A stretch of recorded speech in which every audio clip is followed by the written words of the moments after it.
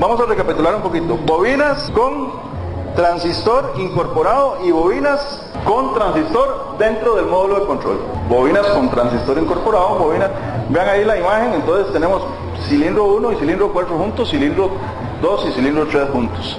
Y ustedes se asoman a estas bobinas, por ejemplo, y aquí le dice a usted, bueno, esto es para el 3 y el 4 y esto es para el 1 y el 2. Vamos a seguir con este otro sistema, que es el sistema COP. Sistema COP significa Coil On Plug. Plug es la bujía. Entonces, bobina sobre la bujía. Bobina sobre la bujía. Son ya este tipo de bobinas. Estas primeras de aquí, las otras de atrás no están ahí coladas. En estas bobinas vamos a tener básicamente dos tipos.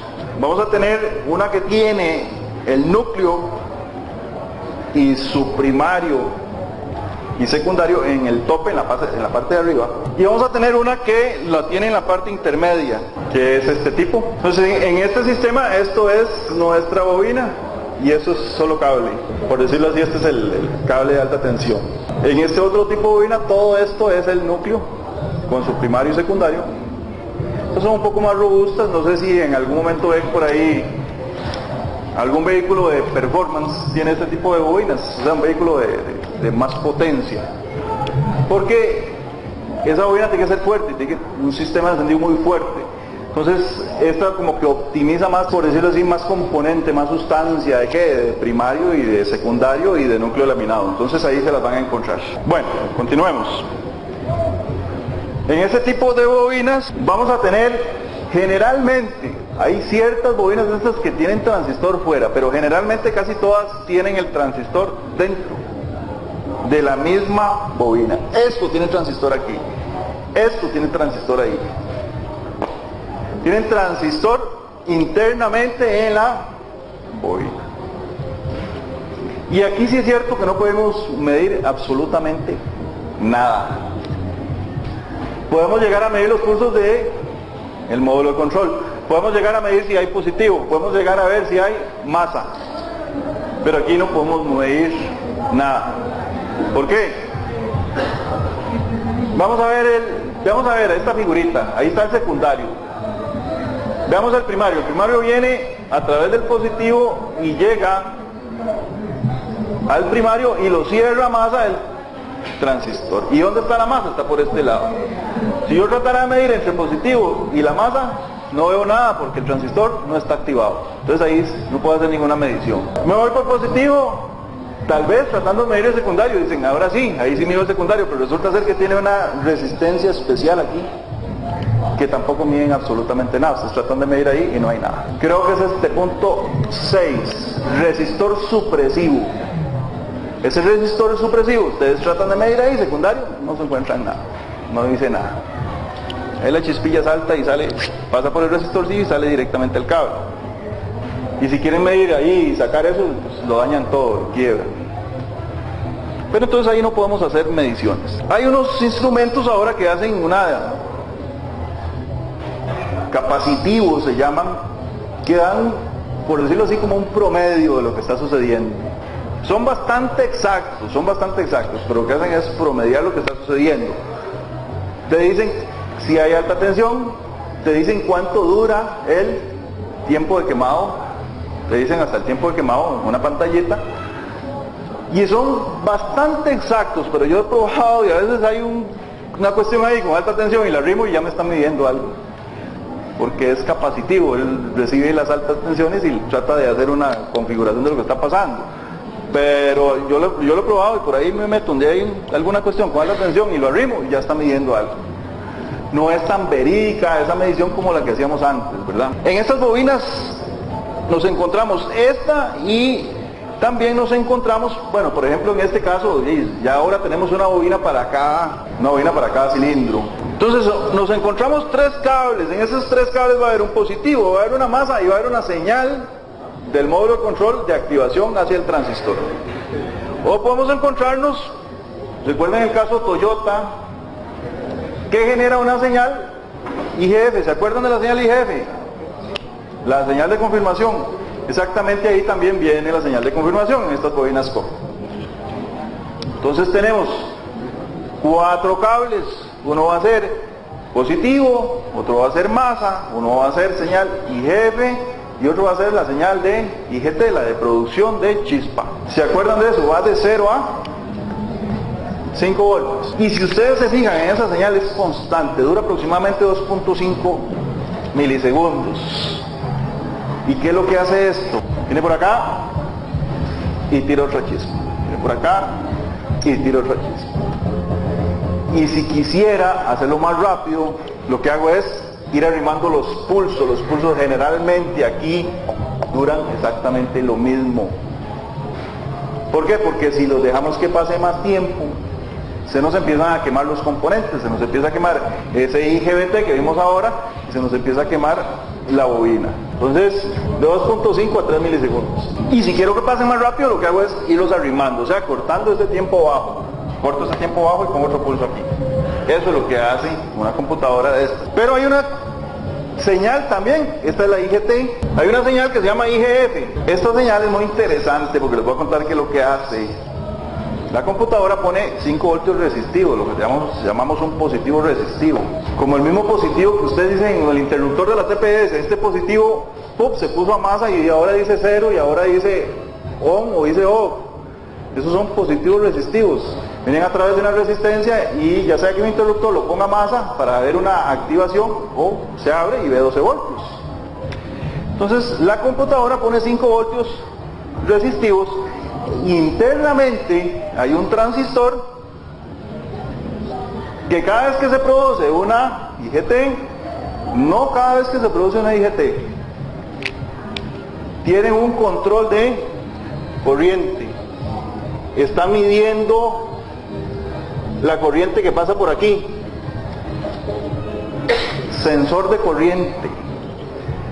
Ve la corriente que está pasando por ahí. Si la corriente que pasa por ahí, la señal IGF o el generador de la señal IGF dice, esa corriente es muy sospechosa que produzca alta tensión, y ahí sí genera la IGF. Y entonces aterriza los 5 voltios que le está mandando la computadora, los aterriza. La gente dice que son señales de espejo, no son señales de espejo, no son señales de espejo. Para que se produzca esta señal, tiene que haber una carga en la bobina. Tiene que empezar una carga en la bobina. Una vez que la computadora vio que hay cierta cantidad de corriente por la bobina, entonces dice, ahora sí, empiezo a producir la IGF, pero antes de eso no. Y ustedes van a ver un poquito desfasadas, por eso mismo. Si ustedes tiraran una línea en el osciloscopio, ven que están un poco desfasadas. Empieza como por aquí. Se produce la IGF. Y si dura lo que dura la IGT, y cuando ya se suelta otra vez vuelven los 5 voltios. Entonces eso es otro caso que se pueden encontrar cuando tienen estas bobinas, las bobinas COP. Por ejemplo, aquí esto que está totalmente erróneo, nos dice que cada vez que se produce, recordemos algo, la señal IGF es una sola. Es una sola. ¿Para qué vamos a tener una señal para cada IGF que se produzca? Si se producen eventos en distintos tiempos. Entonces la computadora solo tiene una referencia para la señal IGF, y cada vez que se produce una IGT y la bobina se carga, se produce una IGF. Entonces, por ejemplo, allá está la del 1, aquí está la del 2, aquí está la del 3, la del 4, la del 5 y la del 6. Y si no se produce una de esas, inmediatamente se da cuenta. Y entonces el módulo de control se está dando cuenta. Vamos al circuito anterior. Positivo resistivo, transistor, generador de la señal IGF. Cada vez que este componente, cuando activa la bobina, este sensor de corriente mide la caída de tensión que hay aquí, porque ahí hay una pequeña caída de tensión, es una resistencia especial. Ese sensor de corriente es una resistencia especial, que igual por ley de Ohm, esta resistencia especial, que es de muy poca valor en ohmios, lo que pasa en una resistencia grande pasa en una resistencia pequeña. Exactamente pasa lo mismo. Tiene que haber una caída de tensión y la computadora la mide. Entonces este circuito se va a hacer el circuito de medición. Una vez que este circuito de medición se dio cuenta que pasó cierta cantidad de corriente, entonces activa este transistor y vean que es un positivo resistivo que viene aterrizado por el transistor. Cada vez que se produce la IGT y se genera la chispa, la IGF le aterriza a la computadora esos 5 voltios. Entonces, por cada una de estas hay una de las otras. En buena teoría, si hay un fallo en el, por ejemplo, aquí sería interesante que haya un fallo en el primario, entonces ya no la ve y ya no vio esa corriente, entonces inmediatamente me empieza a generar un código de fallo. ¿Puede aprender los de check engine? Perfectamente. Recordemos que los códigos de falla por fuego perdido es una cuestión que a veces a nosotros, los mecánicos, nos da muchos dolores de cabeza.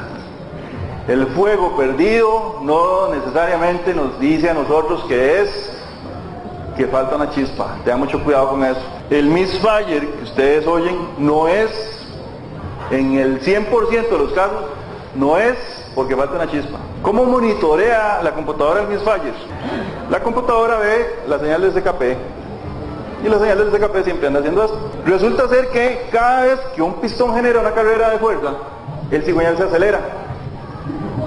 Entonces esa señal está en un vaivén, que ustedes no lo crean, esa señal va en un vaivén.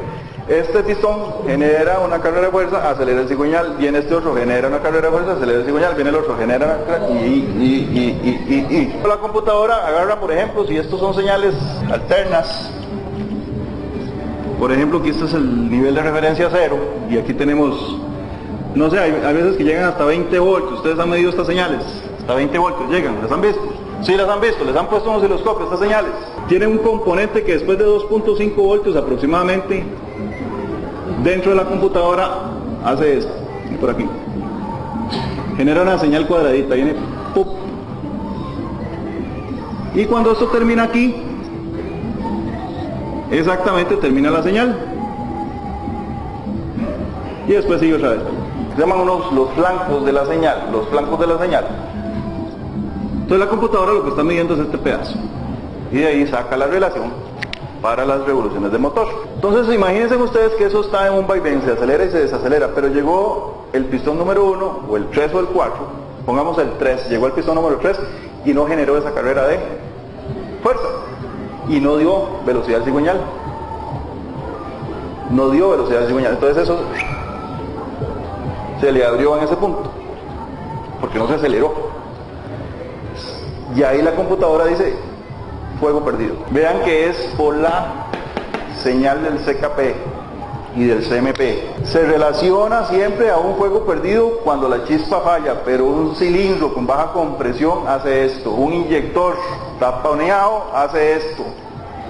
Y a ustedes le dicen misfire, y ustedes ponen todas las bujías nuevas, ponen todos los cables nuevos y siguen con el mismo problema. Usted no las va a poder ver, la computadora es la que está viendo, pero si hace falta una de estas, eso viene así, se acelera, se acelera, más bien es al revés, ¿verdad? Porque lo hace más rápido, se acelera, pero ese cilindro no hizo eso. Entonces la computadora de una vez lo captó, y ella sabe cuál es ese cilindro. Entonces de una vez dice, misfire, fuego perdido. Pero esto, lo que les quiero decir es que esto no puede ser a veces ni por el bendito misfire, puede ser por una fuga de compresión por un cilindro, puede ser por una válvula quemada. ¿Por qué varían varios pistones del misfire? Porque se está produciendo una falla, ya sea en varios cilindros. Pero cuando ustedes tienen misfire en un solo pistón, duden de un inyector pegado, duden de una baja compresión. Por ejemplo, hay unos Corolla, los 1AZ, los de gasolina, los del 1AZ, creo que se llama ese motor. Ese motor es famoso para eso, el que trae bobinas de estas, 2004, 2005, ese motor es famoso en eso. ¿Por qué? Porque empieza a darle misfire a uno, misfire y cambian todo. Y esos son bobinas muy caras, cambian la bobina pensando que es la bobina, la ponen otra vez y sigue el bendito misfire. Cambia las bobinas de lado y no se les cambia el misfire, siempre les queda en el mismo cilindro. Y resulta ser que eso es una fuga, compresión en algún lado.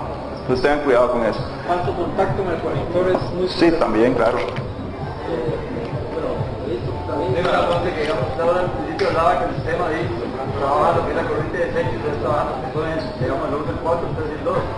Pero también hay sistemas de CUP que dan el mismo problema, pero son independientes, las señales son independientes, pero sí trabaja eso. ¿Trabajan así en...? ¿Sí? Así, en CUP, así. Le voy a contar una historia, cuando están arrancando, trabajan así.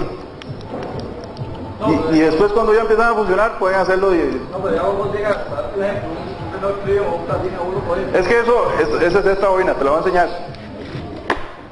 La bobina de la discordia. Parecida a esta. No, son independientes. Son lapiceros. Ok, les voy a contar una historia muy fea de ese sistema.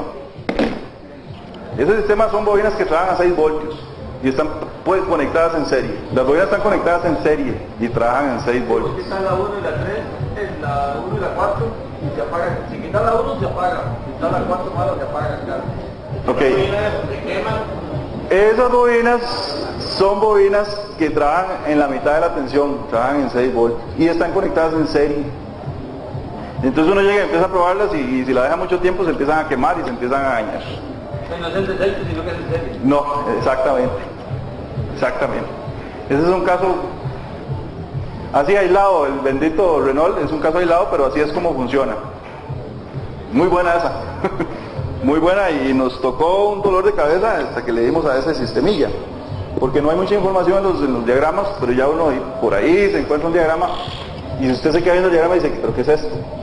Y ahí en el diagrama sale claramente donde son 2 bobinas que están en serie. Bueno, entonces con esto del misfire, ojalá que por lo menos esta parte la manejen bien en el taller y tengan dudas siempre de esos benditos fallos de misfire.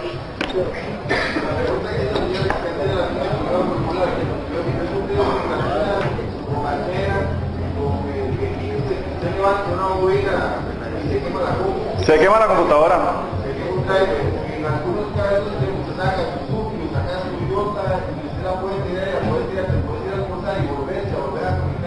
Bueno, cuando una historia de Suzuki también quema drivers.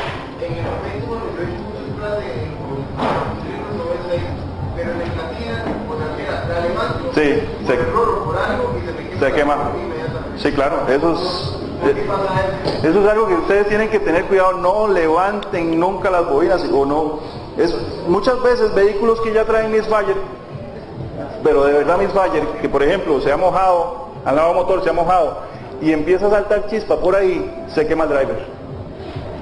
Ya desde ahí se quema el driver, ni siquiera que usted la levante, sino que por misma falla, misfire se quema el driver. Lo que pasa es que están tratando de que la bobina produzca mucha tensión y por eso es que se quema el driver. En los vehículos de ese tipo casi es recomendable no hacer pruebas fugas, no compresión sino pruebas fugas, ¿verdad? Prueba de fugas y si no desconectamos, si tenemos escáner desconectamos y borramos códigos para que no haya problemas. Y si no, se compra un componente de estos para medir estas bobinas. Si quieren hacerlo, esto trabaja muy bien. Ahorita lo ponemos aquí para que lo vean, conectan ahí, conectamos a masa y trabaja muy bien. No levanten esas bobinas, si ustedes levantan esas bobinas, se carga mucho la bobina y eso quema el driver. Ahora que estamos hablando de eso de la observación con el osciloscopio, vean qué interesante, la otra vez nos pasó algo. Uno nunca le da por ver positivos o por ver masas en un osciloscopio cuando son masas estáticas, ¿verdad? Ve lo que pasa, si ustedes le ponen el osciloscopio a la línea de alimentación, cada vez que se activa la bobina, en el positivo del osciloscopio ustedes ven esto.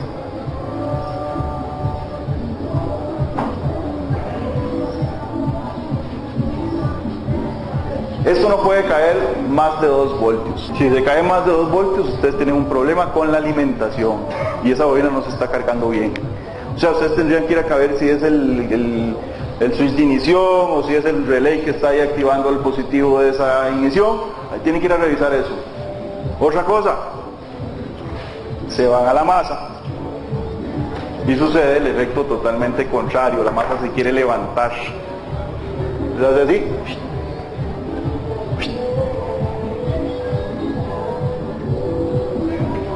Se quiere levantar la masa.